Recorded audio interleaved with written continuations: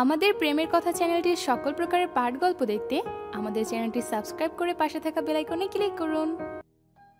নিনাদ চুপ থেকে নিজের মধ্যে সংকোচতা দূর করে, ভারী কণ্ঠ ঠেলে বলে, আমার শরীরটা ভালো না। কালকে ফোন করেছিল, বলল গ্রামে যেতে, 2 দিন কাছে থেকে আসলে ভালো লাগবে।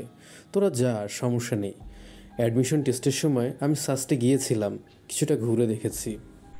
এক মুহূর্তেই কল কনফারেন্স নীরব হয়ে যায়। প্রত্যেকটা উদ্দীপ্ত মস্তিষ্ক নিজেদেরকে লাগাম টেনে নেয়। নিনাদের এই কণ্ঠ নতুন নয়, এই বাহানা, এই অজুহাত নতুন নয়।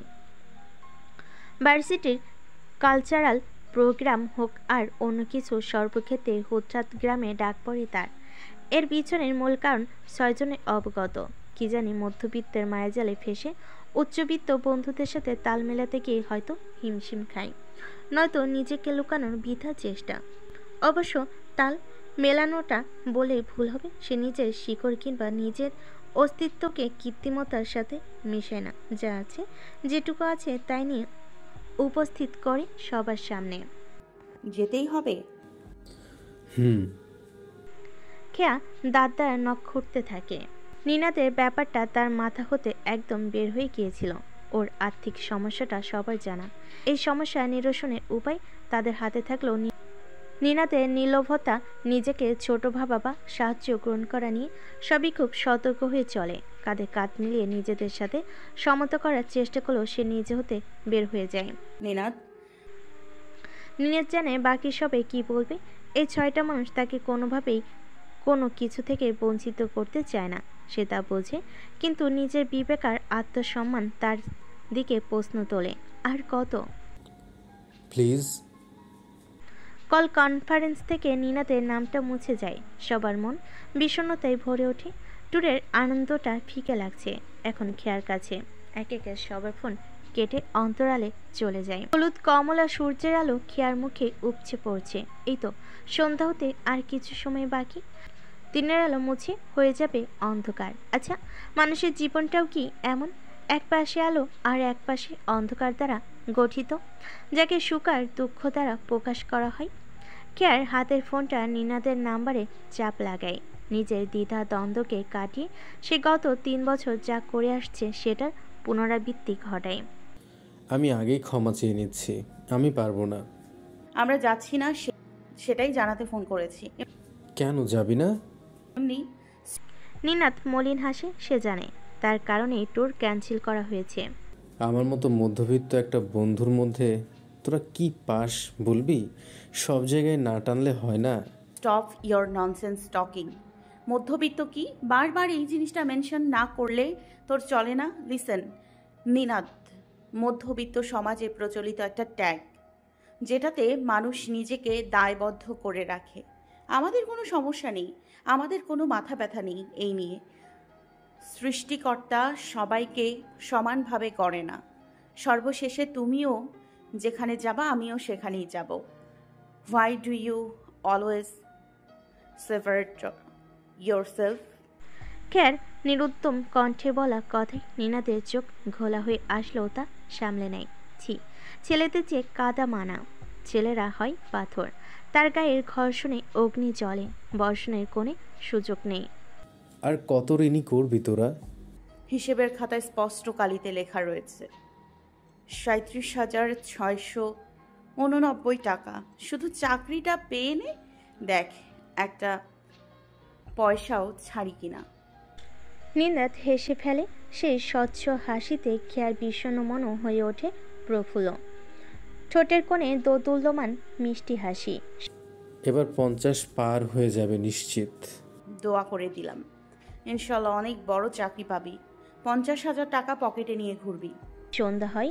দুমেরুর 2 বন্ধু তাদের বন্ধুত্বের ভিত গড়ায়, যেখানে পারিবারিক অবস্থানটা খুব সস্তা, খুব ফিকে। স্থান পায় না বিচার বিভেদের, শুধুমাত্র বিবেকবোধ, সাহায্যপরায়ণতা কিংবা মানবিকতার স্থান হয়।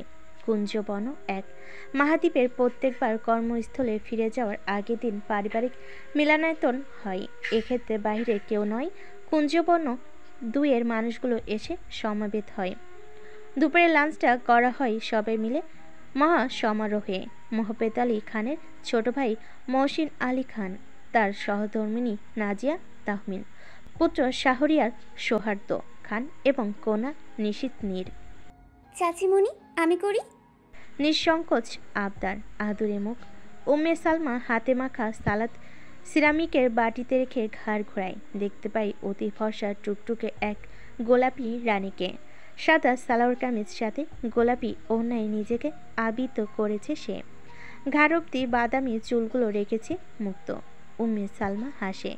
মেয়েটি মাহাদীপ আসলেই একদম কেমন জড়সড় হয়ে যায়, চঞ্চলতাকে করে ফেলে বাক্সবন্দি।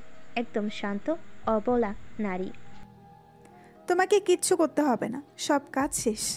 নাজিয়া এসেছে। আসছি।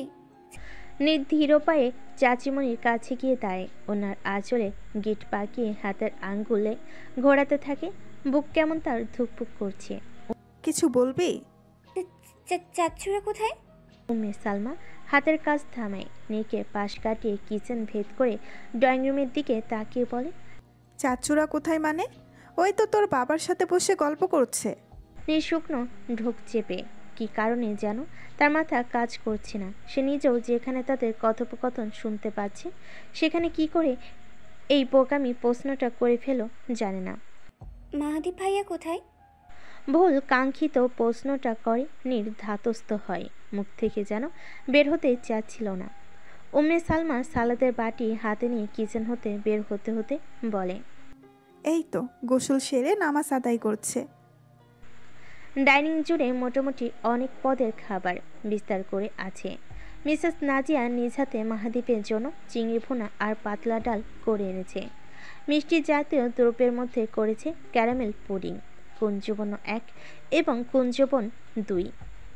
এর মালিক বসে পড়লেও তাদের মালিকাধীন পুত্রগণের দেখা পায় না। মিসেস নাজিয়া শাহরিয়ারকে ডাকতে উদ্যত হতে সে তড়িঘড়ি করে চলে আসে। সরি, অ্যাসাইনমেন্ট কমপ্লিট করতে গিয়ে একটু সময় লাগলো। মোহাম্মদ আলী খান শাহরিয়ারের পিঠ চাপড়ে দেন, গর্বিত সুরে বলেন, ইটস ওকে ব্রাইট বয়, এবারও কিন্তু টপ হতে হবে। I am already. Good good. Mohsin Ali Khan সাথে তাল মেলান নিজের ছেলের মেধার প্রশংসা কুড়াতে বলেন, ভাইজানের এত টপ হওয়া দেখতে দেখতে আমি সত্যি ক্লান্ত হয়ে গেছি। ফার্স্ট ইয়ারের প্রথম সেমিস্টারে ডিপার্টমেন্ট ফার্স্ট, বাট আপসেট একটা জায়গাতেই ছেলেটা পাবলিকে চান্স পেল না। মিসেস নাজিয়া প্লেট এগিয়ে দিতে দিতে বলেন, অবশ্যই পেত। অ্যাডমিশন টাইমে আমার ছেলেটা যদি বাইপোলার ডিসঅর্ডারে না ভুগতো, পাবলিক ভার্সিটি কনফার্ম ছিল। শাহরিয়ার কাছের প্লেটে আঁকিবুকি করে। চলমান প্রসঙ্গ তার কাছে বিরক্তিকর লাগছে। এসব পুরনো কথা শত স্ফূর্ত মুহূর্তটাকে একদম নিভিয়ে দেয়। সেই অ্যাডমিশন সময়ের কথা এখনো চলছে। ঘড়ি কাটাই ঠিক 2টো। মেজর সাহেব তার পাংচুয়াল নিয়ম মেনে বের হয়।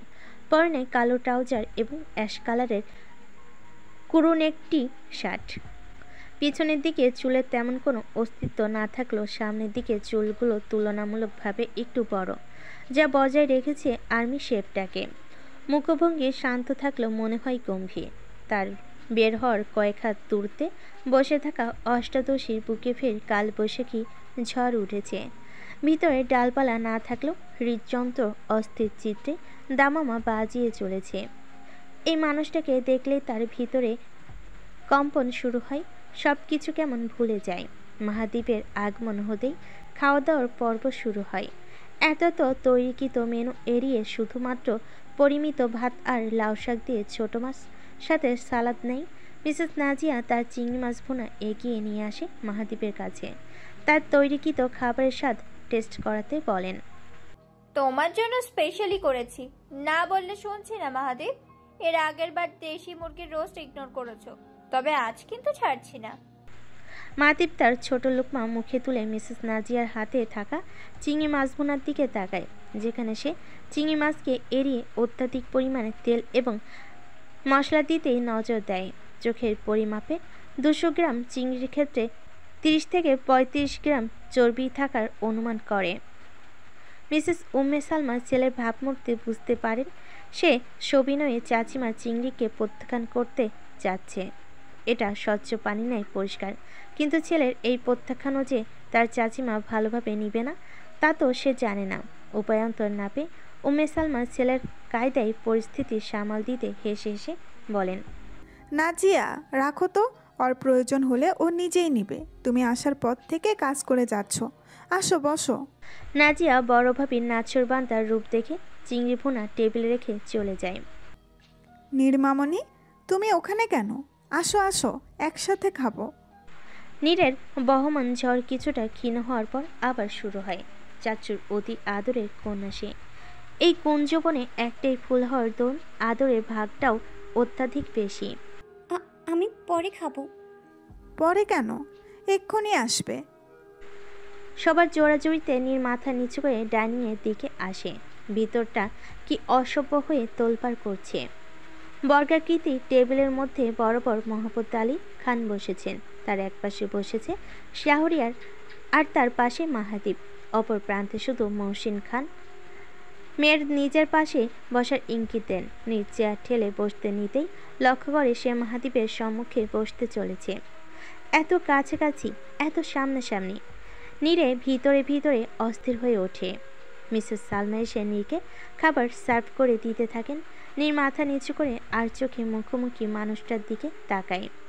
দৃষ্টি তার প্লেটের দিকে নিবদ্ধ। ছোট ছোট লোকমা তুলে গুছিয়ে খাওয়ার ধরন দেখে নীরের মনে ঢেউ ওঠে। সে ঢেউয়ের স্রোতে গুনগুনিয়ে ভেসে আসে, আপনার সব কিছুই কেন এত পারফেক্ট মেজর সাহেব? আমার ভিতরটা দেখুন, কেমন হৃদয় ক্ষরণ হচ্ছে তাতেই। ডাল দিব? তোর না মসুর ডালে অ্যালার্জি?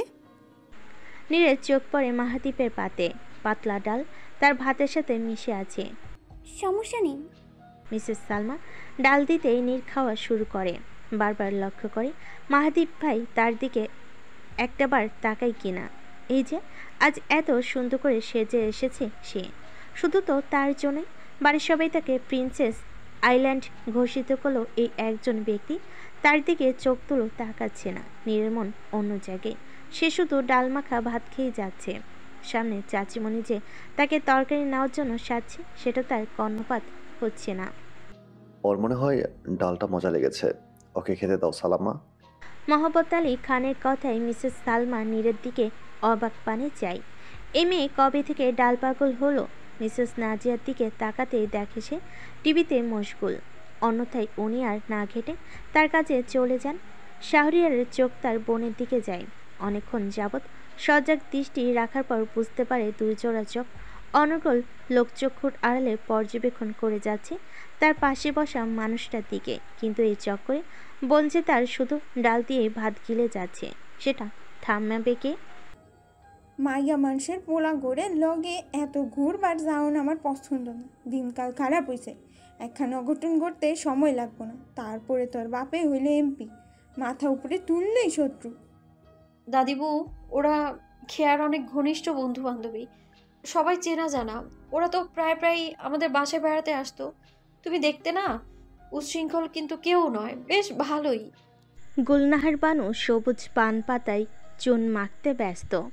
পানের বোটায় চুন লাগিয়ে পুরো পান পাতায় মাখতে মাখতে বলেন, উশৃঙ্খল না হইলেও বান্দর হকগলি আইসা দেহস না করে কে বা বান্দরের লাহান লাভ পারি।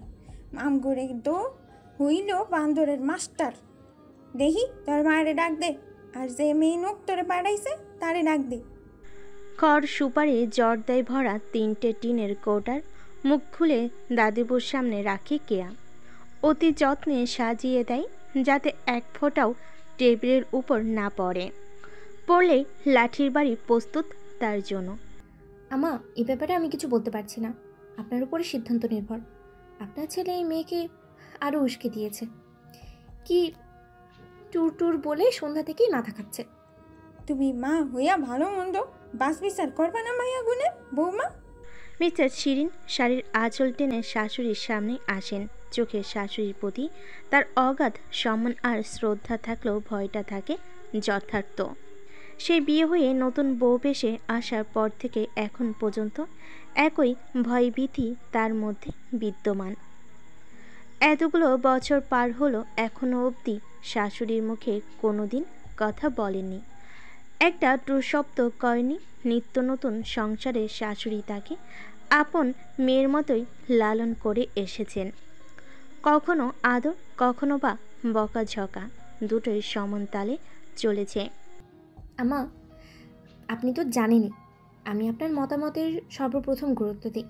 আপনি যতদিন বেঁচে থাকবেন এই পরিবারের সকল সিদ্ধান্ত আপনিই নেবেন। আপনি পুরনো মানুষ, অভিজ্ঞতা বেশি। আপনার নাতনিদের ব্যাপারে যেটা ভালো হবে সেটাই করবেন। আমার এতে কোনো আপত্তি নেই। বৃদ্ধা গুলনাহার বৌমার দিকে আদরে দৃষ্টিতে তাকান।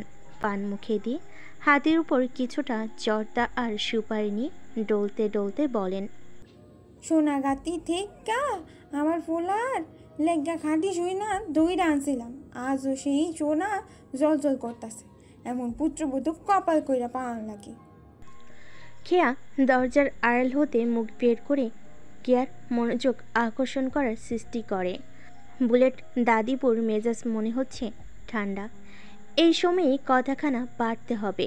কি কপাল, বাকি 6 জনের চালা সে নিজে ঠিক করলো সাথে থেকে, অথচ তার নিজেরই যে ঘর নেই। এটাই দুঃখ। কোথায় রাখবে? আজ যদি দাদিবু ছাড়পত্র না দেয়, যদি ট্যুর বাতিল হয়, তাহলে তো ওরা কাঁচা চিবিয়ে খাবে। কেয়া কল্পনায় ভাবে তার সামনে 6 জন দাঁড়িয়ে, আর সে মাথা নিচু করে সবার সামনে হাঁটু ভাঁজ করে বসে আছে। অপরাধ, নিজের যাওয়ার বিষয় পাকা না করে ট্যুরের প্ল্যান করেছে, এমনকি তাদেরকে আশা জাগিয়ে বাসা বাঁধতে সাহায্য করেছে। শাস্তি, পা মেলে বসা নিষেধ। কোলা ব্যাঙে নেই বসে থাকতে হবে পাক্কা 2 ঘন্টা। রাজনৈতিক ব্যক্তিদের মুখের কথা যেমন ঠিক থাকে না, এই তার প্রমাণ। তুই তো পাক্কা রাজনীতিকর হয়ে গেছিস খেয়া। সামনে আঙ্কেলের জায়গা, তোকে ভোটে দাঁড় করিয়ে দিব। মার্কাটা হবে বদনা মার্কা, ইয়ের সাথে মিল রেখে হলুদ রঙের বদনা। স্লোগান হবে খেয়াপার মার্কা বদনা মার্কা, খেয়াপার ভয় নেই, রাজপথ ছাড়ি নাই। কি সাংঘাতিক! উৎসের কথাই খেয়া মাথা নেড়ে নানা করে। এক লহমায় বাস্তবে ফিরে আসে। হলুদ রং, লাল রং, কোনো রঙেরই বদনারই সুযোগ করে দেওয়া যাবে না। কেয়ার দিকে সতর্ক দৃষ্টি ফেলে মুখ দিয়ে হিসিস করতে থাকে সে। তার এই মুখ হতে নিঃসৃত হিসিস শব্দ উপস্থিত 3 জনেরই কানে গিয়ে নির্বিঘ্নে পৌঁছায়। কাল নাগিনী হইসাস, হিসিস করা লাগে, এদিকে এক কথা আছে। কেয়া অতি দ্রুত বেশি পা বাড়াই দাদিবুর উদ্দেশ্যে। খোলা চুলগুলো এলোমেলো বেশি আছে। পরনে এক পায়জামা উঁচু, আরেকটা নিচু। অবশ্য এর কারণও আছে। হেড অফিসে খবর পাড়ার আগে সাব অফিস ঠিক করতে এই অবস্থা হয়েছে তার। মায়ের বোনকে আলাদাভাবে 1.5 ঘন্টা সময় নিয়ে বুঝিয়ে সুঝিয়ে অতঃপর এই অবস্থাতে নিয়ে এসেছে। যদিও শ্রদ্ধেয় মাতা তার আগে নিজেকে পরাজিত ঘোষণা করেছেন। শেষ ভরসা হিসেবে ছিল কিয়া। তাকে 1 ঘন্টা কাজ করিয়ে দেওয়ার বিনিময়ে রাজি হয়েছে। প্রচলন অনুসারে আজ কেয়া কাদায় পড়েছে, কেয়া লাতি মারছে। সবই দুনিয়ার নিয়ম। কোনে যাইবার চাস? সিলেটে। সিলেটে আবার বন্ধু বান্ধব নিয়ে যাওয়ার কি আছে? আমার সাথে চল, তোর আব্বার ফুবুর বাড়ি, মানে তোর আরেক দাদিবুর বাড়ি গুইরা আনি। খেয়া অসহায় চোখে মায়ের দিকে তাকায়। মাতা তার চোখ ঘুরিয়ে নেন, সাথে সাথেই স্পষ্ট অর্থে বোঝায় তার দিকে তাকিয়ে লাভ নেই। দাদিবু, ও আসলে ওদের ভার্সিটির একটা কাজের উদ্দেশ্যে যাবে। টিম ওয়ার্ক মানে দলভিত্তিক কাজ আর কি। ওখানে সবাই মিলে গাছগাছালি সম্পর্কে জানবে, সেটা খাতায় নোট করবে। বেশ কাজের ব্যাপার স্যাপার, বুঝলা? কেয়ার জোড়াতালি দ্বারা কথাই গুলনহার বানু সন্তুষ্ট হয় কিনা বোঝা দেয়। সত্য পান খাওয়া মুখ নিয়ে কড়া গলায় বলে, এই মেয়ে লোক তো পড়াই পারে না, উঠতেই টাকা নষ্ট।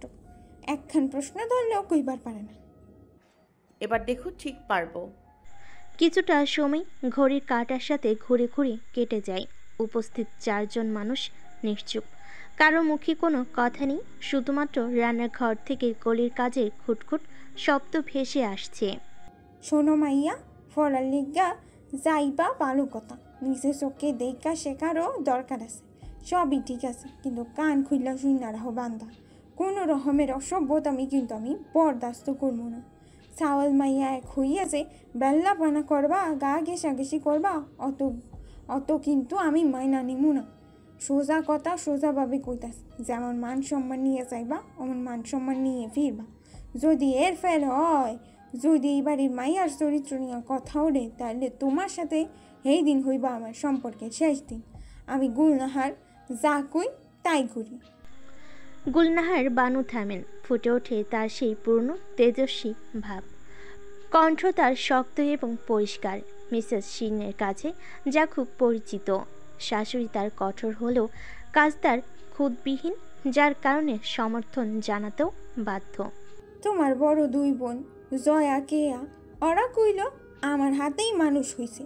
আজ পর্যন্ত কেউ খারাপ কথা কইতে পারে না, কোনোদিন বন্ধুগুলোকে এত আড্ডা মাস্তিও করে নাই তোমার লাহান।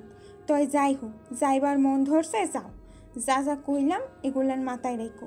আমি কইল নড়চড় করা পছন্দ করি না কথা। দাদিবুর কঠিন চিত্রে এই বাড়ির সকলেই ভীত, এমনকি এমপি মহোদয়ও। কেয়া সসম্মানে দাদিবুর প্রত্যেকটা কথা মন দিয়ে শুনে নেয়, কথা রাখারও প্রত্যয় গড়ে মনে মনে। বড় দু বোনের মতো তার নামেও কোনো খারাপ রিপোর্ট না আসার বিষয় দৃঢ় প্রতিজ্ঞাবদ্ধ। মনে থাকবে দাদুবু। গুলনাহার বানু চেয়ার ছেড়ে উঠে দাঁড়ান, পাশে রাখা লাঠি হাতে নিয়ে নিজ ঘরে যাওয়ার উদ্দেশ্যে প্রস্তুত নেন। খাইছাস কিছু? যা, টেবিলে তোর পছন্দের গোস্তের ঝোল আর রুটি রাখা আছে, খাইয়া নে। ছাড়পত্রে গ্রিন সাইন পড়েছে, মিনিট সিলেক্টর কনফার্ম।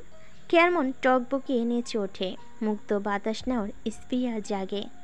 সবুজের অরণ্যতে হারাপে সে, চোখে মুখে উজ্জ্বলতা নিয়ে দৌড়ে যায় খাবারের কাছে। বসা মাত্রই খাওয়া শুরু করে, রুটি আর মাংসের ঝোল তার কাছে অমৃতের ন্যায়। কেয়া তার দায়িত্বটুকু পালন করে দাদিপুর সাথে এগোতে থাকে ঘরের দিকে। গুলনাহার বানু কণ্ঠ নামিয়ে জিজ্ঞেস করেন, সেমরির কি সত্যি দরকার আছে কত?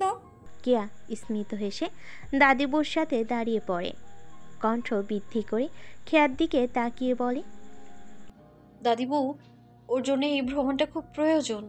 গাধাটাকে নিয়ে আমি আর জয়াপু ছোটবেলায় একেবার আমাদের স্কুলের অ্যানুয়াল ফাংশনে গিয়েছিলাম জানো।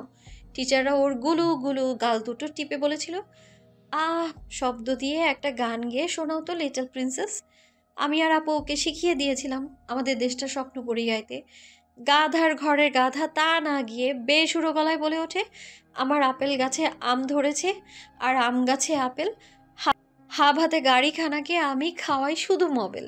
ছি ছি ছি, লজ্জায় আমার মাথা কাটা গিয়েছিল।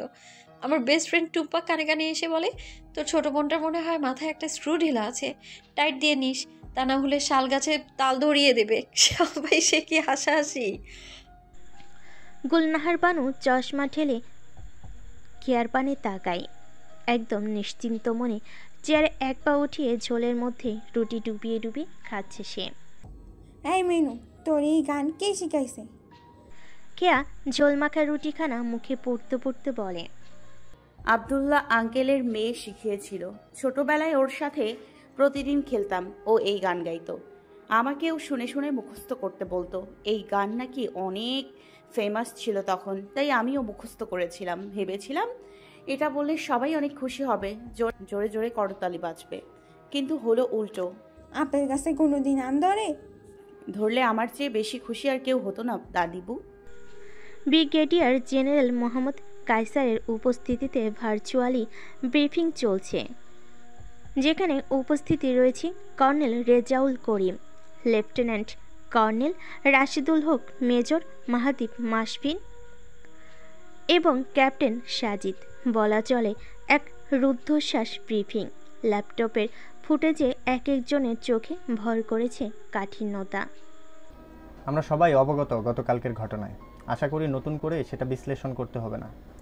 এত বড় অরাজকতা চলছে অথচ আমাদের পক্ষে থেকে সেটার কোনো সলিউশন আসছে না, ওয়াই? কর্নেল রেজাউল করিম তার কণ্ঠে নমনীয়তাকে প্রশ্রয় দেয়। দুঃখিত স্যার, হয়তো আমাদের ব্যর্থতা, বাট কিছু কমপ্লিকেটেড ইস্যু রয়েছে এক্ষেত্রে। মেজর মাহাদীপ? মাহাদীপের দৃষ্টি ধারালো, মেরুদণ্ড দৃঢ়ভাবে টান করে কণ্ঠ চওড়া করে বলে, স্যার। 24 ব্যাটালিয়নের কমান্ডো হওয়ার দায়িত্ব পালন করছেন। আপনার ইউনিটের কার্যক্রম, পরিকল্পনা, সমন্বয় এবং নিয়ন্ত্রণ তিনটাই বহির্ভূত হয়ে যাচ্ছে। আমরা কোনো যথোপযুক্ত মীমাংসা করতে পারছি না। What's the complicated issue? Sorry sir, আমি আমার সর্বোচ্চ চেষ্টা করছি। ক্যাপ্টেন সাজিদ আমাকে ওয়েলথ কোম্পানি দিচ্ছে, বাট সমস্যাটা হচ্ছে জৈন্তাপুর গ্রামের মানুষদের নিয়ে। সীমান্তবর্তী এলাকায় মোট 29টি বসতবাড়ি রয়েছে। আমরা সেখানে আমাদের কার্যক্রম সম্পূর্ণ করতে গেলে তারা আমাদের সাথে কোঅপারেট করছে না। What's the reason? স্যার, ওরা প্রত্যেককে আমাদের অবগত করে কোনো সমস্যাই ওরা ফেস করছে না। কোনো অশান্ত পরিবেশ সৃষ্টি কিংবা অস্থিতিশীলতা বিরাজ করছে না। মিডিয়া, প্রেসের সামনে সেখানে তারা ভালো আছে এটা উল্লেখ করে, তখন প্রশ্নবিদ্ধ হতে হয় আমাদের। মোট জনসংখ্যা? স্যার 219 জন, 2 জন নাবালক। আপনি কি এটা স্বাভাবিকভাবে নিচ্ছেন? লেফটেন্যান্ট কর্নেল রাশিদুল হক এবার তার মন্তব্য পেশ করে বলেন, never sir, that's not a simple issue. Major মাহাদীপকে এখানে স্থানান্তর করা হয়েছে মাত্র কিছুদিন হলো। I think would should give him a few times more to frights the main issue. Colonel Rezaul Karim Rashidul হকের মন্তব্যকে সমর্থন দিয়ে জানান, ইয়েস, ওকে, পরিস্থিতি অবলোকস এবং সেই অনুযায়ী সিদ্ধান্ত গ্রহণের জন্য আরও কিছুটা সময় দেওয়া উচিত। আমার বিশ্বাস সে তার অধীনত্ব অন্যান্য অপারেশনের মতো দক্ষতা, পারদর্শিতা এবং অভিজ্ঞতাকে কাজে লাগিয়ে এটা সুরক্ষাও বের করতে পারবে। ব্রিগেডিয়ার জেনারেল সকলের মতামতকে গ্রহণযোগ্যতা প্রদান করেন। আমি জৈন্তাপুর বিষয়ক লাস্ট প্রতিবেদন হাতে পেতে চাই 1 মাসের মধ্যেই। যেহেতু সেখানে সাধারণ জনগণ জড়িত, তাই সময়সীমাটা বাড়ানো হলো। নিরীহ মানুষের জানমাল রক্ষা এবং অপরাধীদের বিরুদ্ধে প্রয়োজনীয় ব্যবস্থা নেওয়ার জন্য আপনাদেরকে নির্দেশ করা হলো, এবং সেই সাথে ঝুঁকিপূর্ণ পরিস্থিতি নিয়ন্ত্রণে আনতে ব্যবহারযোগ্য অস্ত্র কাজে লাগানোর অনুমতি দেওয়া হলো। মেজর মাহাদীপ স্যার, আপনার কার্যক্রমে আপনি প্রস্তুত? Yes sir. কাল ভোর 6:45 আপনি আমার মুখোমুখি হবেন। Is the clear? Roger that sir. এবং ক্যাপ্টেন সাজিদ, মেজর মাহাদীপের নির্দেশে সকল কার্যক্রম সুষ্ঠুভাবে সম্পাদন করার জন্য আপনি নিজেকে প্রস্তুত করুন। ব্রিফিং শেষ হয়। মাহাদীপের মুখে উদ্বেগের ছায়া পড়ে। ট্রান্সফার হয়ে আসার পর লাস্ট 9 দিন সে সুযোগ পেয়েছিল জৈন্তাপুর বিষয়ক সমস্যাটা পর্যবেক্ষণ করার। এরপর 7 দিনের ছুটিতে ঢাকায় আসা। বিষয়টাকে সে মস্তিষ্ক থেকে বের করে ছকে উপস্থাপন করার চেষ্টা করতে মনে পড়ল কাল 6:45 তাকে তার কর্মস্থলে উপস্থিত হতে হবে। তার মানে আজ মধ্যরাতেই তাকে রওনা করতে হবে। ঘড়িতে বাজে 11টার মতো। ডেস্কটপের উপরে রাখা ফোন নিয়ে সে দ্রুত ফ্লাইটের টিকিট বুক করে ফেলে। ফ্লাইট সময় রাত 3:20। প্রয়োজনীয় জিনিসপত্র দক্ষ হাতে গুছিয়ে সে চলে যায় বাবা মায়ের ঘরের দিকে। আসবো? উম্মে সালমা ছেলেকে এই সময় ঘরে দেখে বেশ অবাক হন। সাথে অবাক হয়ে আরেকটি ছোট্ট হৃদয় দোবল্য রমণী। নীর চাচিমণির হাতে মাথায় তেল নিয়ে এসেছিল। মাহাদীপকে দেখে সে কোলের মধ্যে রাখা বস্তুটাকে ওড়না দ্বারা লুকায়িত করে ফেলে। এসো আব্বা। মাহাদীপ ঘরের মধ্যে প্রবেশ করে না, দুয়ারের মাঝে দাঁড়িয়ে সূক্ষ্ম ঘটনাটা নজরবন্দি করে ফেলে। সেখান থেকে কয়েক সেকেন্ডের দৃষ্টি সরিয়ে বলে, বাবা কোথায়? সে তার প্রজেক্টর নকশা করছে। ঘরে এসো, কিছু বলবে? 3:20 আমার ফ্লাইট। কাল ভোরে আমাকে সেখানে পৌঁছাতে হবে। মিসেস সালমা নীরকে রেখে উঠে দান। কণ্ঠে অবগতা মিশিয়ে সুধান, কি বলছো? ইমার্জেন্সি কল এসেছে? মিসেস সালমা দীর্ঘশ্বাস ফেলেন। ছেলের ছুটির দিনগুলো তার আতঙ্কে কাটে। মনে হয় এই বুঝি যাওয়ার ডাক গেল। বেশিরভাগ ক্ষেত্রে ছুটি পুরোপুরি কাটানোর আগেই এমনটা হয়। আর তার ছেলেও যেন সবসময় সর্বদা প্রস্তুত, ডাকের সাথে সাথেই উপস্থিত হতে বাধ্য। বাবাকে জানিয়ে দিও। আর এখন মাথায় তেল নেওয়া বা দেওয়ার সময় নয়। তোমরা নিজেদের রুটিন মেনটেন করতে এতটা উদাসীন কেন? কথাটা যে মাহাদীপ নীরকে ইঙ্গিত করে বলেছে তা উপস্থিত দুজনেই স্পষ্ট বুঝতে পারেন। মিসেস সালমা মৃদু হেসে বলেন, ছেলে বা স্বামী ডিফেন্সে থাকলে এই হয় মুশকিল। তোদের রোজ নাম চাই, আমাদেরও যুক্তি হতে হয়। শুধু প্রশিক্ষণ আর পিস্তল চালানোটাই বাদ থাকে। আমিও তো ভাবছি সেটাও শিখে ফেলবো। মোহাম্মদ আলী খান সদ্য করা বিল্ডিংয়ের নকশার কাগজটা ভাঁজ করতে করতে সম্মুখে এসে দাঁড়ান। ছুটি শেষ হয়ে গেল। Upset? No chance, this word is unsuitable for me. সাব্বাস বেটা, দেশের জন্য নিজের জীবন বিসর্জনে কার্পণ্য বোধ করবে না কখনো। আমি আমার জীবনকে আমার কর্মক্ষেত্রে প্রবেশের সময় উৎসর্গ করে দিয়েছি। মিসেস সালমান বুক কাপের সাথে নীরবে বসা মানবীটারও। এত কঠিন কথার ভার পুরুষদের নারী কায়ারা নিতে পারে না। কোমল হৃদয়ে আঘাত হানে, হারানোর ব্যথা জাগ্রত হয় রাত 12টার কাছাকাছি। গল্প সেরে মাথায় তেল দিয়ে সপ্তপনে বের হয়নি। বুক তার খা খা করছে, কান্না আসছে। মাহাদীপ ভাই চলে যাবে, আবার দূরে সরে যাবে, যেখানে তার নাগাল পাওয়া অসম্ভব। অথচ মাহাদীপ ভাই আসার দিন সে পাগলা ঘোড়া নেই দাপিয়ে বেড়ায়। চাচিমণি মাহাদীপ ভাই আসার আগে তার লক করা রুমটা খুলে পরিষ্কার করে। সেই সুযোগে নীরও ঢুকে পড়ে। শুভ্র বিছানায় ঘ্রাণ নেয়। কাবার্ড হতে তার টি শার্টের সংখ্যা কমায়।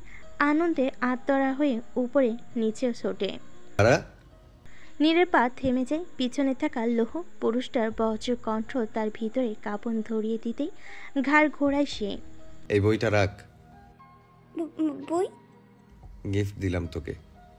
নীর কাগজে মোড়ানো বইটা কাপা হাতে বাড়িয়ে নেয়। মাহাদীপের ভাইয়ের চোখে চোখ রাখে। লোকটা ঘায়েলকৃত দৃষ্টি তার অন্তরকে ফালাফালা করে দেয়। উপহার পেয়ে তার মনে বিষাদের বাঁশি চেয়ে সুরেলো বাঁশি বেজে ওঠে। মাহাদীপ ভাইয়ের উপহার তার কাছে সবচেয়ে দামি। ধন্যবাদ। মাহাদীপ এক পলক দৃষ্টি স্থাপন করে পকেটে দুহাত ঢুকিয়ে নিজের ঘরের উদ্দেশ্যে পা রাখে। তার সুঠাম দেহ, পেশিবহুল হাত, কালো টি শার্টের আবরণ অষ্টাদেশী কন্যার চক্ষু শীতল করে। বুকের মাঝে বইটা ভাঁজ করে ধরে বলে, আপনার মোহে আমি মহাচ্ছন্নতায় ভুগছি মাহাদীপ ভাই। অতল সাগরে ডুবে ডুবে কুল কিনারা হারিয়ে ভেসে বেড়াচ্ছি। কবে আপনি আসবেন? কবে আমার প্রতীক্ষার উপসংহার ঘটাবেন? উপবন এক্সপ্রেস ট্রেনটি দাঁড়িয়ে আছে কমলাপুর স্টেশনে। রাত 10টা নাগাদ ছাড়বে সিলেটের উদ্দেশ্যে। জহিরুল সাহেব মেয়ে এবং তার বন্ধু বান্ধবদের জন্য কেবিনের ব্যবস্থা করলে তারা তা প্রত্যাখ্যান করে দেয়। কক্ষবন্দি হয়ে ট্যুর হয় নাকি? সবাই মিলে প্রকৃতির রূপ দর্শন করতে করতে যাবে নর্মাল কামরায় বসে। জানালা ফুঁড়ে বাতাসে বইবে, নদী ভরা পানি, দমকা ঢেউ দেখবে। এই তো আনন্দ। কেয়া, রাফা, গল্প, উৎস সবাই এসে হাজির। অফিকা, নিনাদ আর শৈলী। তিশাবাদ, সে তার প্রেমিক ফরাদকে মনে কষ্ট দিতে নারাজ, তাই তাকেও করা হয়েছে বয়কট।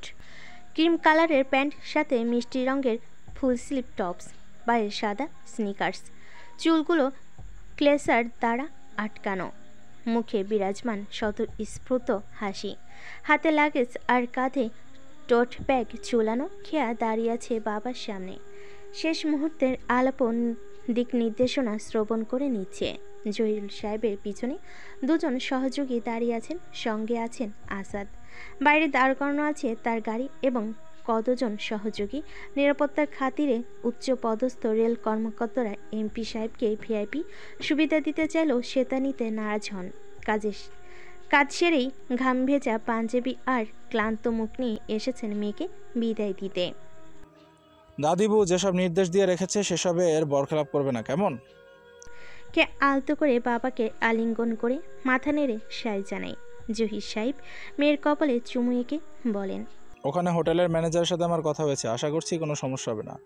বাই এনি চান্স যদি কোনো সমস্যা হয় আমাকে জানাতে কার্পণ্য করবে না। আচ্ছা আচ্ছা, তুমি এখন যাও বাবা, অনেকক্ষণ হলো তো এসেছো। ট্রেন ছাড়ুক?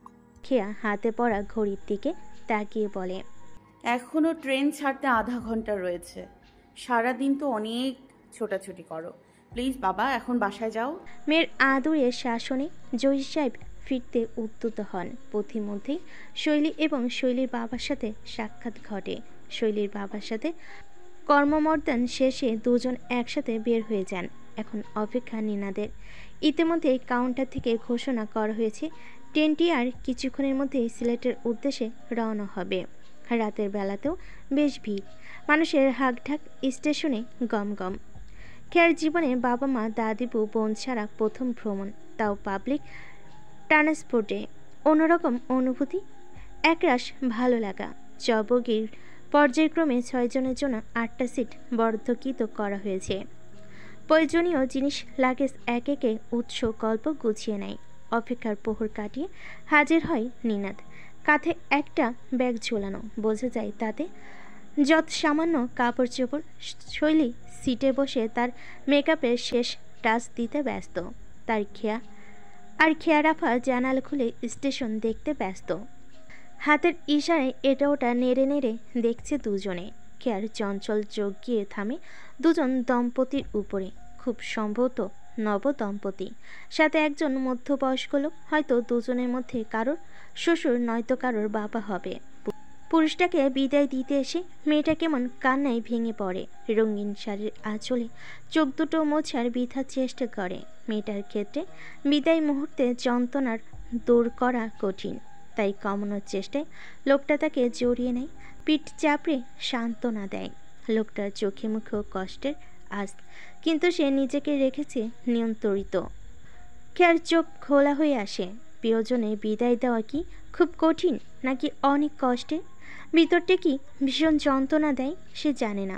যখন সে ক্লাস 10-এ পড়তো তখন বড় অপর বিয়ে হয়ে যায়। বিদায়ের সময় কিয়া কান্না করলে সেও তার দেখাদেখি কান্না করে। একটু কষ্ট অবশ্য হয়, কিন্তু বড় অপু তো সবাইকে হুঁশিয়ারি দিয়েছিল যার বিয়ে সেই শুধু কান্না করবে, অন্য কেউ কেন কান্না করবে?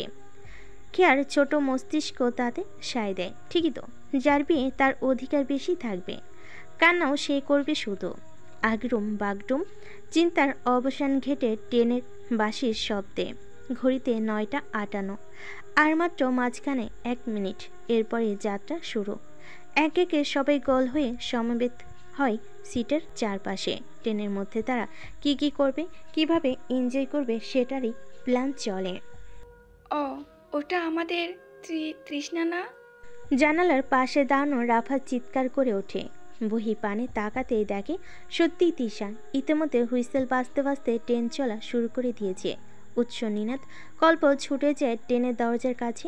চলন্ত ট্রেনের লাগে ছুঁড়ে মারে তৃষা। নিনাদের বাড়ানো হাতে হাত রেখে প্রাণ হাতে নিয়ে উঠে পড়ে ট্রেনে। প্ল্যাটফর্মে দাঁড়ানো মানুষগুলোর আতঙ্কিত দৃষ্টি আর গেল ধ্বনিতে খেয়াদের অবস্থা দফারফা। এক মুহূর্তে যেন থমকে গিয়েছিল তাদের জীবন। তৃষার কপাল জুড়ে ঘামের রেখা, শুভ্র মুখখানি লাল হয়ে উঠেছে। হাঁসফাঁস করে সে নিঃশ্বাস ছাড়ে। শৈলী ব্যাগ থেকে পানির বোতল এগিয়ে দিতে ঢকঢক করে সাবার করে দেয় পুরোটা। নিজেকে ক্ষান্ত করতেই দেখে 6 জনের জিজ্ঞাসা দৃষ্টি তার দিকে। ওয়েট সব এক্সপ্লেন করছি, আমাকে বসতে দে। রাফা সিট ছেড়ে বসতে দেয়। খেয়া সামনে গিয়ে কোমরে হাত রেখে দাঁড়ায়। ওখানে কি চাই? তোদের ভাইয়ার সাথে কালকে রাতে ঝগড়া হয়েছে। আমার রাগ না ভাঙিয়ে সে ঘুমিয়ে পড়েছিল, তাই এর শাস্তি হিসেবে আমি ওকে না বলেই তোদের কাছে চলে এসেছি। খুঁজুক এখন আমাকে। উপস্থিত 6 জনের কপালে শিরা দপদপ করে জ্বলে ওঠে। রুক্ষ কণ্ঠ ভেদ করে আসে। ওকে পরবর্তী স্টেশনে নামিয়ে দেওয়া হবে। সিএনজি ভাড়া করে যে পথে এসেছিস সেই পথেই চলে যাবি। তুই আবার বয়কট। কেন? জীবন হাতে নিয়ে ট্রেনে ওঠার কি দরকার কি খুব বেশি ছিল তোমার এই লেম এক্সকিউজ সফল করতে? কি হতো যদি একটাবার হাত থেকে ফসকে যেত? এত উদ্ভট কেন তুই? সম্পর্ক নিয়ে একটু বেশি ন্যাকামি হয়ে যাচ্ছে না? আমি ভেবেছিলাম তুই আমাদের মিস করবি, এজন্য এসেছিস। যাই হোক, এসব বিরল প্রজাতিকে বুঝিয়ে লাভ নেই। তৃষার চোখ থেকে পানির ফোয়ারা ছুটছে। উপস্থিত 6 জন সেটা অবলোকন করলেও খেয়ার চোখের ইশারায় কেউ আগায় না। টোট ব্যাগ হতে ফোন বের করে সরাসরি ফাহাদকে কল লাগে সে। কণ্ঠে তার শুকনো মরিচের ঝাল। আপনার পেয়ারি আমাদের সাথে সিলেট যাচ্ছে, তাই প্রতি ঘন্টার আপডেট জানতে চেয়ে লজ্জা দেবেন না। ওকে একটু আমাদের সাথে এনজয় করতে দিন। আপনিও আপনার ফ্রেন্ডদের সাথে এনজয় করুন। সব সময় তো দুজন চিপকেই থাকুন আঠার মতো। এবার একটু নিজেদের ফ্রেন্ডের সময় দিন, তাদেরও হক আছে। খোদা হাফেজ। Rest in peace, sorry, stay in peace. Major সাহেবের জন্য অবশেষে বিয়ের পাত্রী দেখার কথা চলছে নীর। সদ্য ধোয়া ওঠা গরম চায়ের কাপে চুমুক দেওয়ার আগেই থমকে যায় কারোর হাত জোড়া। চোখ দুটো হয়ে যায় গোলকবৃত্ত। হাত থেকে চায়ের কাপটা ছিন্ন হওয়ার আগেই শাহরিয়ার এসে তা কৌশলে নিজের কবজায় নিয়ে নেয়। উফ, এত আগুন গরম চা কেউ খায়? এজন্যই তো বলি তোর মাথা কেন এত সবসময় গরম থাকে। কি বললি? কি বললাম? মসৃণ কপাল কুঁচকে আসে নীরের। অস্থির চিত্রখানা ছটফট করছে তার ভিতরে। কি শুনল এই মুহূর্তে? মাহাদীপ ভাইয়ের বিয়ের পাত্রী। মাহাদীপ? শাহরিয়ার বোনের ভাবমূর্তি স্পষ্ট বুঝতে পেরে নিজের মুখভঙ্গিও পরিবর্তন করে ফেলে। সাথে সাথে চায়ের কাপটা কিচেন ডেস্কে রেখে আরাম করে বসে। দুহাত ছাড়ি দিয়ে নীরের দিকে দৃষ্টি রেখে বলে, ও আমি তো ভুলেই গিয়েছিলাম। সরি। আমার স্নেহময় সহোদরা, মেজর সাহেবের পেছনে তো তুমি। আমি আমার হৃদয় বিনা পয়সায় বিক্রি করে দিয়েছি মাহাদীপ ভাইয়ের জন্য, যার মূল্য কখনোই টাকা পয়সায় পরিশোধ করা সম্ভবই নয়। হৃদয়ের বিনিময়ে শুধু হৃদয়। কিন্তু চাচিমণিকে থামাবে কিভাবে? মুহূর্তে নীরের চোখ টলমলো, একদম চোখের কিনারে ঘেঁষে এসে দাঁড়িয়েছে পানি। দুটো পাপড়ি মেলা মাত্রই টুপ করে গড়িয়ে পড়বে যেন। ফর্সা গাল দুটো রক্তিম হওয়ার মুহূর্তেই ভেজা কণ্ঠে বলে, আমি মাহাদীপ ভাইকে। কথা শেষ হয় না, রোধ হয়ে আসে তার কণ্ঠস্বর। এই একটা কথাতে এসেই আটকে যায় বারংবার সে। এতদিনেও বলতে পারলি না? বলতে পারিনি আমি। তাহলে ভাবিকে বরণ করার জন্য প্রস্তুত হ। আত্মা সলকে ওঠে। যে স্বপ্ন সে নিজের মধ্যে লালন করে এসেছে এতদিন যাবৎ, সেই স্বপ্নের উপসংহার তো এভাবে হতে পারে না। অন্য কেউ কেন আসবে? মাহাদীপ ভাইয়ের অস্তিত্বে তো শুধু নীর নামটা থাকবে। শোননীর, এভাবে মুখে কুলু পেটে থাকলে কোনো কিছুই হবে না। মাঝখান থেকে মাহাদীপ ভাই হয়ে যাবে অন্য কারো, আর নতুন কারো আগমন তুই সহ্য করতে পারবি? ভাগ্য ভালো এখনো অবধি প্রেম টেমের মধ্যে জড়াইনি ভাই, তা না হলে তোর কপাল পড়তো। আমি তো বলতে চাই, কত চেষ্টা করি, কতবার বলতে গিয়ে ফিরে আসি। ওই ধারালো চোখ আর গম্ভীর মুখটা দেখলেই আমি সব উড়িয়ে ফেলি। সাহস হয়ে ওঠে না, ভয় হয় যদি সে সরাসরি প্রত্যাখ্যান করে দেয়। প্রত্যাখ্যান বিষয়টা পরে আসছে, আগে তো তোকে জানাতে হবে। একপাক্ষিক ভালোবাসতে গেলে কিন্তু সারা জীবন কষ্ট পেতে হয়। তুই বলার পর যদি সে না করে দেয় তাহলে তো হলোই। হ্যাঁ, সাময়িক একটা কষ্ট পাবি ঠিকই, বাট একটা সময় পর মুভ অন করে ফেলতে পারবি। অন্তত এভাবে ধুকে ধুকে কষ্ট পাওয়ার চেয়ে সাময়িক কষ্ট পাওয়াটা বেটার। গাল ভেজা অশ্রুর কণা দুহাত দিয়ে মুছে নেয় নীর। স্পষ্ট কণ্ঠে বলে, আমাকে না কেন করবেন? আমি কি দেখতে খারাপ? আমার কি ওনার বউ হওয়ার যোগ্যতা নেই? মেজরের বউ হতে কি আলাদা সার্টিফিকেট লাগে? শাহরিয়ার তড়াক করে লাফ দিয়ে নামে কিচেন ডেস্ক হতে নীরের দিকে এগিয়ে গিয়ে নমনীয় স্বরে বলে, শান্ত হ। মেজরের বউ হতেও যোগ্যতা লাগে, কিন্তু তোর ভাগ্য ভালো, তোর পারিবারিক কোঠা আছে। কোনো মতে 5 নাম্বার তুলতে পারলেই হলো। কিভাবে 5 নাম্বার তুলবো? আমি তো ভালোবাসার খাতায় শূন্য পাচ্ছি শুধু। আরে 5 নাম্বার তোলা সহজ। মাহাদীপ ভাইয়ের সামনাসামনি না বলতে পারলে ফোনে বল, ফোনে না বলতে পারলে মেসেজ করে বল, উপায় তো আছে। উনি অতিরিক্ত বুদ্ধিওয়ালা একজন মানুষ, তার চোখ লেজারের মতো কাজ করে। আমি সেদিন তেল দেওয়ার বাহানায় চাচিমণির ফোন থেকে ওনার নাম্বারটা নিতে গিয়েছিলাম। নাম্বারটা নেওয়ার মাত্রই সে এসে হাজির। আমি সাথে সাথেই কোলের মধ্যে লুকিয়ে ফেলেছিলাম। বিশ্বাস কর ভাইয়া, দেখার কোনো চান্সই ছিল না, কিন্তু ওনার চোখ বলে কথা, ঠিকই ধরে ফেলেছে। আবার সিম বদলে ফেলেছে। ঘরে এসে তার ফোনে কল দিতেই দেখি ফোন বন্ধ। তারপরে লাগাতার দিতে দিতে একসময় বুঝলাম সিম পরিবর্তন করেছে আবার। শাহরিয়ার দোনা মনে ভাবতে থাকে, কিছুটা ভয়ত আর দ্বিধা মিশ্রিত কণ্ঠ মিলিয়ে বলে, আমার কাছে ভাইয়ার আরেকটা নাম্বার আছে, কিন্তু খুব গোপনীয়। এখন পায়ে ধরলেও দিতে পারবো না, আগে ক্ষমা চেয়ে নিচ্ছে। আশা দেখিয়ে আবার আশা ফিরিয়ে নিচ্ছিস? তাহলে বলার কি দরকার ছিল? বললাম এই জন্য, যদি কোনোদিন খুব বিপদে পড়িস তাহলে কাজে লাগবে। তুই একটু বলে দে তাহলে আমার হয়ে ভাইয়া। চিকন কণ্ঠে করুণ আবদার। ব্যতীত হৃদয় আর ছলো ছলো চোখের চাহনি দেখেও শাহরিয়ার মনে দয়া আসে না, বরং মুখ বাঁকা করে হাসে। চোখ উপনিস ঘুরিয়ে বলে, এখন ভাইয়া এই কলেজে নিয়ে প্রেম করতে এসেছিস? হবে না তোর, বাদ দে। কোন মুখ নিয়ে আবার আমাকে বলতে বলছিস? আমাকে কি পাগল কুকুরে কামড়েছে?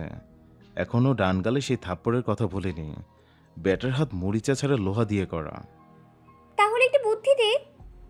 শোন, একটা মাত্র নির্ভেজাল পথ আছে, আর সেই পথটা ঠিকমতো এগোতে পারলে তুই সাকসেস। একদম সারা জীবনের জন্য মাহাদীপ ভাইয়ের নামের সাথে নিজের নাম যুক্ত করতে পারবি। নীরের ভগ্নিত হৃদয়ে আশার আলো দপ করে জ্বলে ওঠে। একরাশ আগ্রহ আর উৎকণ্ঠা নিয়ে তাকাই শাহরিয়ারের দিকে। শাহরিয়ার বোনের কাঁধে হাত রাখে, সান্ত্বনার দৃষ্টি মেলে পথ উন্মুক্ত করার বাণী ছড়ে। চাচ্চু চাচিমণি তোকে অত্যাধিক পরিমাণে ভালোবাসে। বিশেষ করে চাচ্চু, তুই যা বলিস সেটাতে এক কথায় রাজি হয়ে যায়। আর এটাই হচ্ছে মেইন অস্ত্র। যদি তুই মাহাদীপ ভাইয়ের বিষয়টা চাচ্চুকে ডিরেক্টলি না বুঝিয়ে ইনডিরেক্টলিও বুঝাস, আই থিঙ্ক চাচ্চু এতে রাজি হবে। শাহরিয়ার হাত কাঁধ থেকে নামিয়ে ফেলে। আশার উৎকণ্ঠাকে বিদায় দিয়ে বিরক্তিকর স্বর টেনে বলে, তোর কি পড়াশোনা করতে করতে মাথা গেছে ভাইয়া? যাকে আমি এত ভালোবাসি আজ পর্যন্ত তাকেই কিছু বলতে পারলাম না, অথচ চাচ্চুকে গিয়ে বলবো? আমি বলতে পারবো? কেন, তোর কি বলার জন্য কোনো এজেন্সি লাগবে? এজেন্সি লাগুক আর না লাগুক, অন্তত তোর গোবর মাখা বুদ্ধি লাগবে না। ওটা তুই তোর প্রজেক্টেই লাগা। যা করার আমিই করব। আমি পথ পেয়েছি। সরাসরি অপমানমূলক বার্তা ছুড়ে গটগট করে দ্যামাক দেখিয়ে চলে যায় নীর। রাগে তার কানে ভেজা মুখ শক্ত হয়ে গেছে এক মুহূর্তে। যা যা, তোর বুদ্ধি তুই কাজে লাগা। আমাদের সামনে তো খুব চটপাট করতে পারিস, আর এই ব্যাটার সামনে গেলে তো ডান বামও চিনিস না।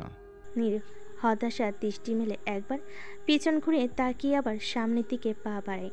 অসহ্য, সবকিছু অসহ্য। শালার ব্যাটার মধ্যে আছে কি?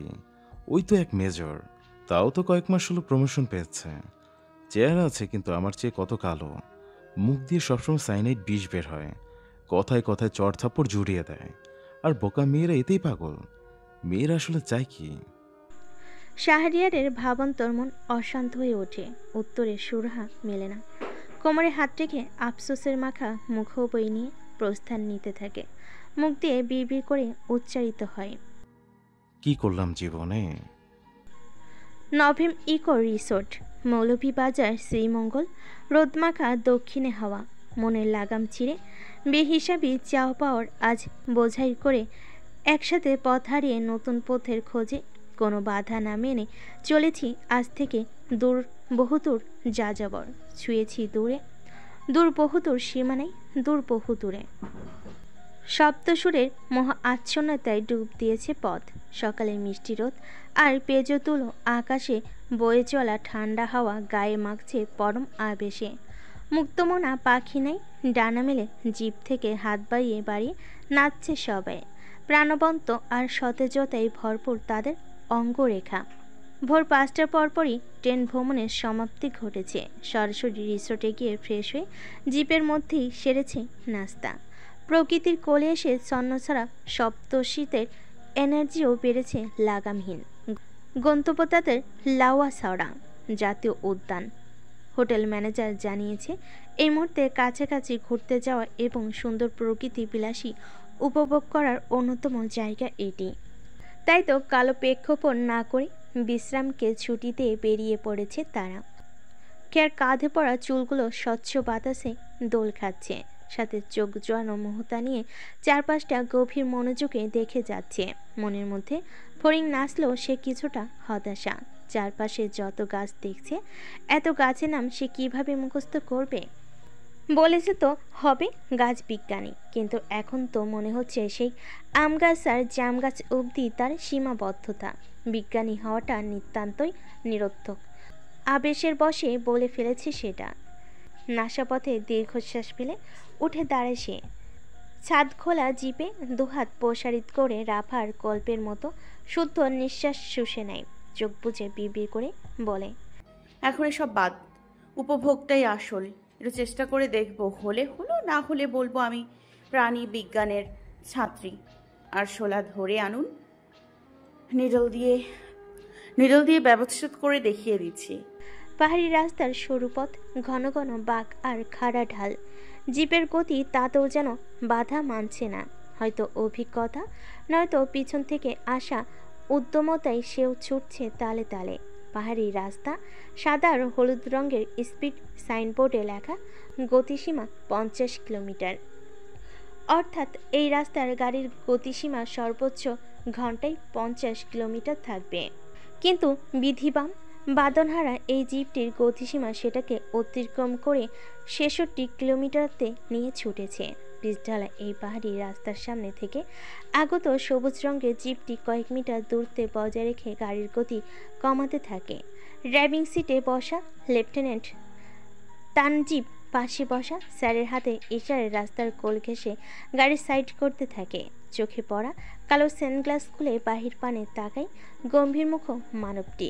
ক্লিন সেভে শক্ত চোয়াল তার স্পষ্টত, চোখে তার কঠিন দৃষ্টি। এক লহমায় ঝড়ের বেগে পাশ কাটিয়ে যায় উক্ত গাড়িটি। মাহাতিব ঘাড় ঘুরিয়ে তাকায় গাড়িটির দিকে। স্যার, গাড়িটা তো। মাহাতিব ইউনিফর্ম হতে ওয়াকিটকিটা বের করে দ্রুত ক্রিয়াচালন করে। কয়েক সেকেন্ডের মাথায় সংযোগ পেতেই তার ভারী স্বর ভেদ করে আসে। মেজর মাহাদিব। ফোনের অপর পাশ থেকে সাথে সাথে প্রফেশনালি কণ্ঠ ভেসে আসে। স্যার। 3 মিনিটের মাথায় একটা জিপ যাবে। জিপটার নম্বর ঘ 24567। গতিসীমা 60+। গাড়িতে ছেলেদের পাশাপাশি কিছু মেয়েও আছে। ক্যাপ্টেন আঞ্জুমকে উভয়ের ক্ষেত্রে প্রয়োজনীয় ব্যবস্থা নেওয়ার জন্য বলা হলো। শাস্তি সীমা আধা ঘন্টার যেন কম না হয়। লেফটেন্যান্ট তানজিব স্টিয়ারিংয়ে হাত রেখে খুবই শব্দপণে জানালার দিকে মুখ ঘোরায়। ঠোঁটে তার কিঞ্চিত হাসি রেখা। এই মানুষটার কবলে পড়ে যে তার অবস্থা 12টা, এটা সে নিজেকে দ্বারা প্রমাণিত।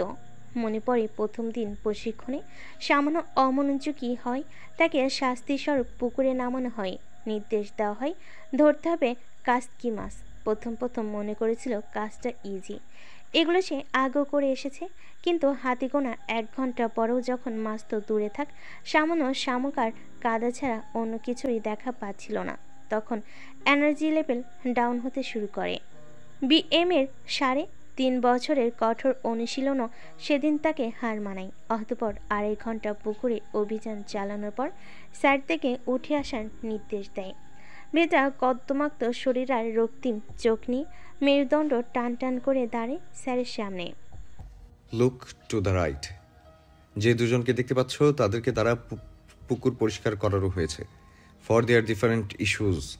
এনিওয়ে, এখানে কোনো কাঁচকি মাছ নেই। Now you can go. তানজিবের ঠোঁটের হাসি এবার একটু প্রশস্ত হয়।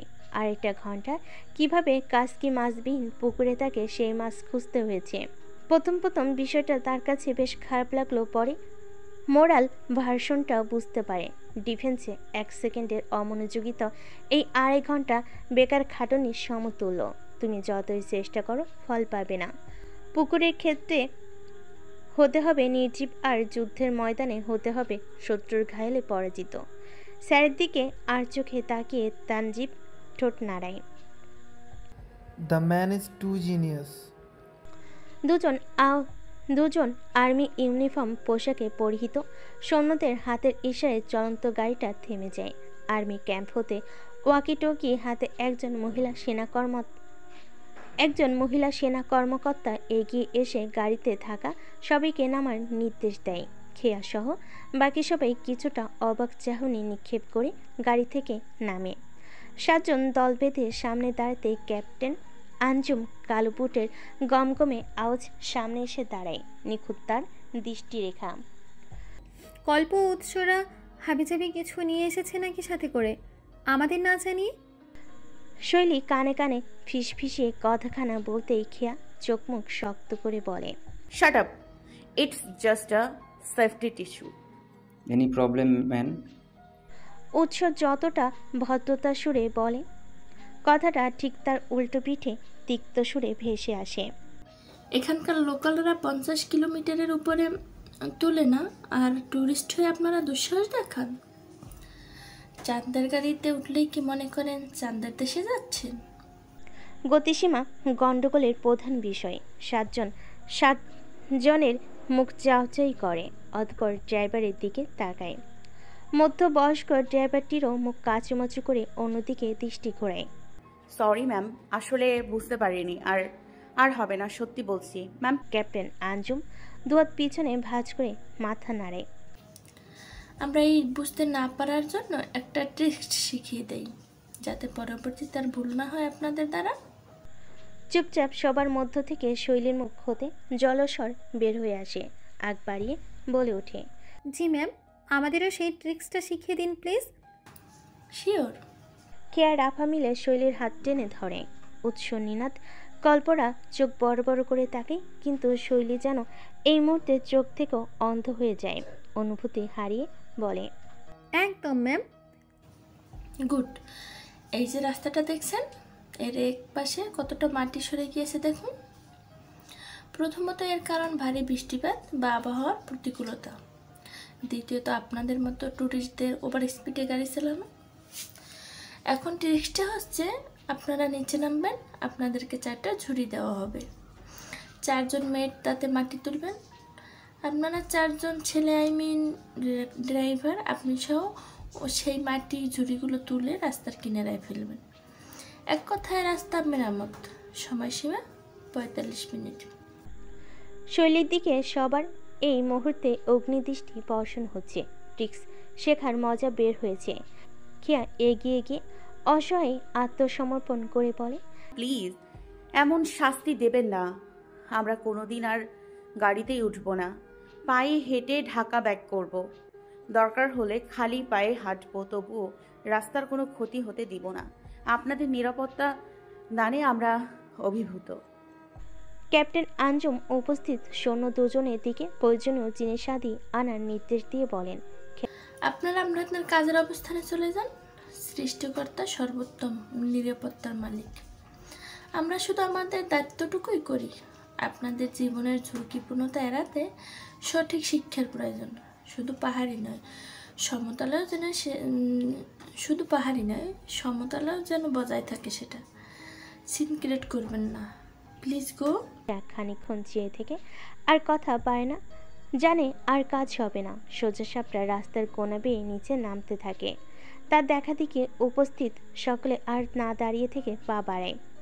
গভীরতা কম থাকে, নামতে খুব একটা অসুবিধা হয় না। সৈন্য দুটো প্রয়োজনীয় জিনিস আনতে কাজ শুরু করার নির্দেশ দেয়। রাফা ওনা কোমরে গুজতে গুজতে বলে, সকালে নাস্তা করব না ভেবেছিলাম, থ্যাঙ্কস গড নাস্তাটা করে এসেছি। তা না হলে আমাকে তো ঝুড়িতে তুলতে হতো। খেয়া গলার ওনাটা আড়াআড়ি নিয়ে ভাঁজ করে। ভাগ্য ভালো ঝুরঝুরে মাটি। শক্ত মাটি হলে তো কোদাল দিয়ে তুলতে হতো। অত শক্তি কোথায় পেত তখন? আশপাশটা দেখে বোঝা যাচ্ছে এখান থেকে মাটি তোলা হয়। হয়তো তাদের মতো কোনো টুরিস্টরা পানিশমেন্ট হিসেবে কোদাল দ্বারা মাটি তোলার কাজ পেয়েছিল। শুধু যা অবশিষ্ট ছিল এখন তাদের দ্বারাই সম্পাদন করা হচ্ছে। শুলি এখনও বুঝতে পারছে না ট্রিক্সের আদ্যপ্রান্ত। ভেবেছিল কি আর হচ্ছে কি। সবার ভৎসনা বাণী হজম করে শৈলী চুপচাপ হাঁটুকে বসে। তার সত্য লাইট পিঙ্ক কালার করা নেল পালিশের দিকে দুঃখী দুঃখী ভাব নিয়ে তাকায়। রানী ভিক্টোরিয়া, আপনার জন্য কি হাতে গ্লাভসের ব্যবস্থা করতে হবে? এমন ভাব করছেন যেন জীবনে কোনোদিন মাটি ধরেননি। আমার নেল পালিশটা নষ্ট হয়ে যাবে তো। নাটক কম করো মেয়ে। গুলনাহার বানু সবসময় বলে, মেয়ে মানুষ এক হাতে রান্না করে আর অপর হাতে গোবর ভাঙে। আজ মনে হচ্ছে কথাটা ঠিক। ইস, আজ যদি আমার কাজটা দেখতো। নির্ঘাত বলতো, মেয়ে নো কিসের জয়া কিসের কেয়া, সেরার তো একদম খেয়া। এমপি মহোদয়ের বাড়িতে আজ বিশেষ 3 জন অতিথি এসেছেন। উদ্দেশ্য তাদের কন্যা দেখা। জহিরুল সাহেবের দ্বিতীয় কন্যাকে একজনের বেশ মনে ধরেছে। তিনি হলেন মাহাদীপের একমাত্র ফুফি ফিরোজা খানম। তাই মিসেস সালমাকে ধরে পাকড়াও করে বেঁধে নিয়ে এসেছেন সাথে করে। কন্যার সুখ্যাতি শুনে তিনিও বেশ মুগ্ধ হয়েছেন। ছেলের জন্য পাত্রী দেখার সূচনা করতে পেরে তার নিজেরও খুব ভালো লাগছে। কিন্তু ভালো লাগছে না শুধু একজনের। অমাবস্যা নেই মুখ অন্ধকার করে রেখেছে। এত সুখ্যাতি শুনে নীরের অন্তর বিষবৃক্ষের ন্যায় জ্বলছে। ফুপিমাকে গরম তেলে মচমচ করে ভাজতে পারলে মন শান্তি পেত। অবশ্য পাত্রী দেখতে আশাটা তার স্বইচ্ছা ছিল। বলা চলে কিছু কারণও রয়েছে এর পিছনে। গুলনাহার বানুর সাথে মিসেস সালমাকে পরিচয় পর্ব সারিয়ে দেন ফিরোজা খানম। দুজনে এখন গল্পে মশগুল। নীল রঙের জামদানি শাড়ি কোনো মতে পেঁচিয়ে মায়ের সাথে উপস্থিত হয়েছে কেয়া। চক্ষু তার মেঝেতে নিবদ্ধ, মনে হচ্ছে নতুন বউ হয়ে সে এ বাড়িতে প্রথম প্রবেশ করলো। উপস্থিত দুজনকে সালাম প্রদান করে সে ঠাই হয়ে দাঁড়ায়। নীর আর চোখে পরিমাপ করতে থাকে কে বেশি সুন্দর, সে নাকি কেয়া। মিসেস সালমা মিষ্টি হেসে কেয়াকে হাত ধরে পাশে বসায়। টুকিটাকি কথা জিজ্ঞেস শেষে বোঝায় তার মেয়ে ভারী পছন্দ হয়েছে, বয়সের দিক থেকেও একদম পারফেক্ট। ফিরোজা খানম এবার মাহাদীপের সুখ্যাতি দ্রুতির ন্যায় ছড়াতে থাকেন। এত অল্প বয়সে মেজর হওয়া চারটিখানি কথা নাকি। হাত নেড়ে নেড়ে সে বিশদ বর্ণনা করতে থাকেন। নিজের মধ্যে শক্তি সঞ্চার করে, গলা পরিষ্কার করে বলে,